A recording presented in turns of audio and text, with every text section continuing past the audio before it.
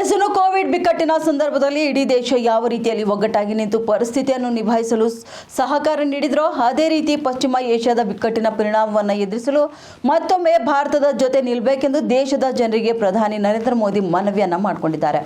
Iran, Israel ಹಾಗೂ ಅಮೆರಿಕದ ನಡುವಿನ ಯುದ್ಧದ ಪರಿಣಾಮ ಭಾರತದ ಮೇಲೂ ಕೂಡ ಆಗ್ತಿದೆ. ಹೀಗಾಗಿ ಶಾಲಾ ಕಾಲೇಜುಗಳಲ್ಲಿ ಆನ್ಲೈನ್ ತರಗತಿಗಳನ್ನು ನಡೆಸಿ, ಆಫೀಸುಗಳಲ್ಲಿ ವರ್ಕ್ ಫ್ರಮ್ ಹೋಮ್ಗೆ ಅವಕಾಶ ನೀಡಿ, ವರ್ಚುವಲ್ ಮೀಟಿಂಗ್ ನಡೆಸಿ, ಸ್ವಂತ ವಾಹನಗಳ ಬದಲು ಸರ್ಕಾರಿ ಬಸ್, ಮೆಟ್ರೋಗಳನ್ನು ಬಳಸಿ, ಎಲೆಕ್ಟ್ರಿಕ್ ವಾಹನಗಳನ್ನು ಹೆಚ್ಚು ಖರೀದಿಸಿ, ಸ್ವಲ್ಪ ದಿನದ ಮಟ್ಟಿಗೆ ಚಿನ್ನ ಖರೀದಿಸಲೇಬೇಡಿ ಎಂದು ಪ್ರಧಾನಿ ನರೇಂದ್ರ ಮೋದಿ ಅವರು ಮನವಿಯನ್ನ ಮಾಡಿಕೊಂಡಿದ್ದಾರೆ.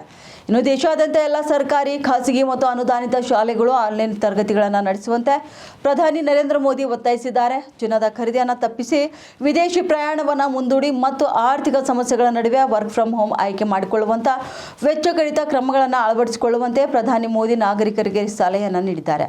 ಅದಾಗಿ ಒಂದು ದಿನದೊಳಗೆ ಇದೀಗ ಮತ್ತೆ ಅದೇ ಮನವಿಯನ್ನು ಮೋದಿ ಪುನರುಚ್ಚರಿಸಿದ್ದಾರೆ.